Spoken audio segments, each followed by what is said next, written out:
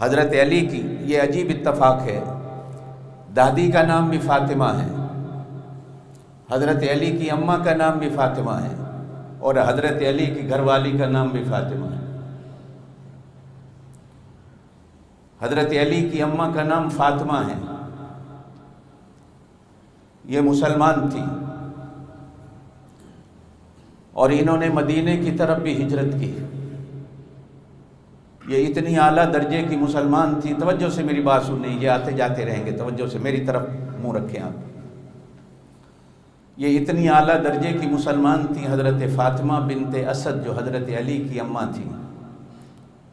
جب ان کا انتقال ہوا تو نبی پاک صلی اللہ علیہ وسلم نے اپنا کرتا مبارک کفن میں دیا۔ جب ان کی قبر تیار ہو گئی تو نبی پاک صلی اللہ علیہ وسلم خود ان کی قبر میں لیٹے، قبر کی وسعت کو دیکھا، قبر کی لمبائی کو دیکھا، اور دیر تک قبر میں پڑے ہو کر نبی پاک صلی اللہ علیہ وسلم ان کی بخشش کی دعا کرتے رہے۔ نبی پاک صلی اللہ علیہ وسلم نے نماز جنازہ بھی خود پڑھائی، نبی پاک صلی اللہ علیہ وسلم نے جنازے کو کندھا بھی دیا،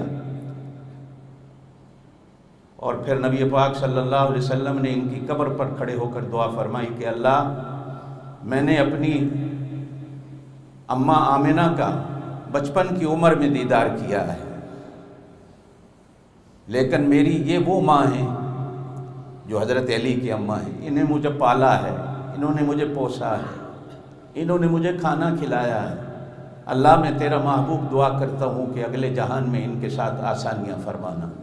حضرت فاطمہ بنت اسد یہ مسلمان تھی۔ حضرت علی کے والد کے بارے میں جناب ابو طالب مسلمان تھے کہ نہیں؟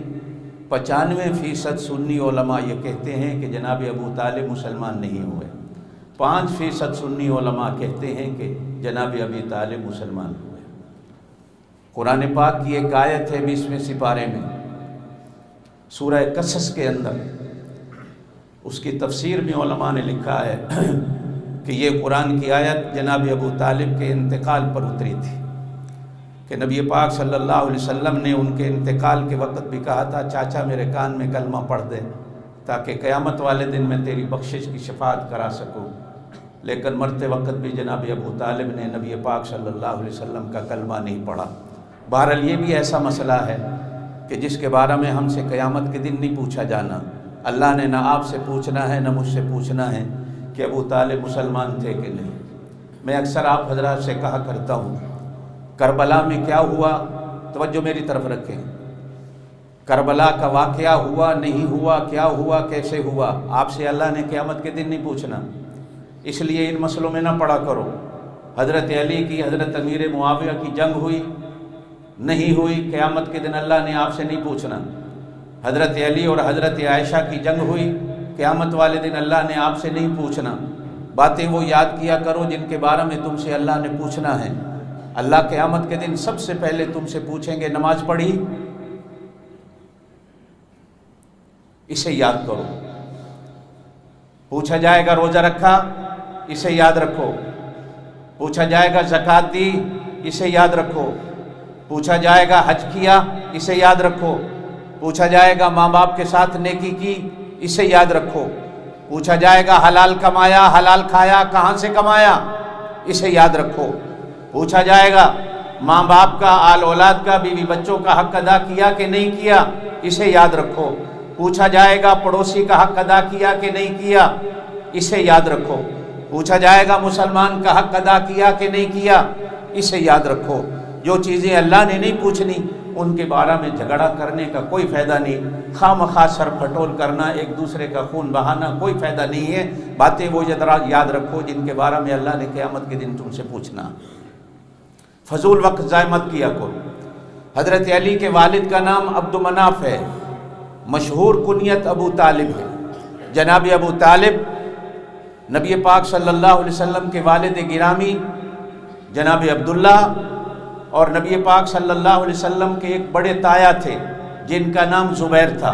ان تینوں کی اماں ایک تھی جن کا نام فاطمہ تھا، اور تینوں کا ابا ایک ہی تھا جن کا نام عبد المطلب تھا۔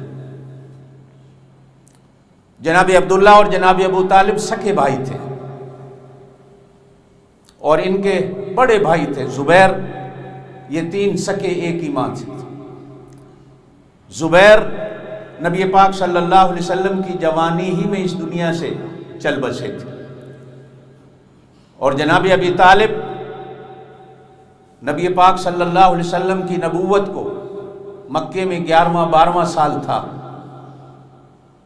مکے ہی میں ان کا انتقال ہوا، اور جناب علی المرتضیٰ رضی اللہ تعالیٰ عنہ کی والدہ مدینہ میں ان کا انتقال ہوا، اور وہ جنت البقیع میں دفن ہوئی۔ نبی پاک صلی اللہ علیہ وسلم نے خود جنازہ پڑھا، نبی پاک صلی اللہ علیہ وسلم نے جنازے کو کندھا دیا، جناب نبی پاک صلی اللہ علیہ وسلم نے قبر میں لیٹ کر بھی ان کی بخشش کی دعا مانگی، اور قبر میں دفن ہونے کے بعد بھی نبی پاک صلی اللہ علیہ وسلم نے ان کی قبر پر کھڑے ہو کر ان کی بخشش کی دعا مانگی۔ نبی پاک صلی اللہ علیہ وسلم نے جب اعلان نبوت فرمایا،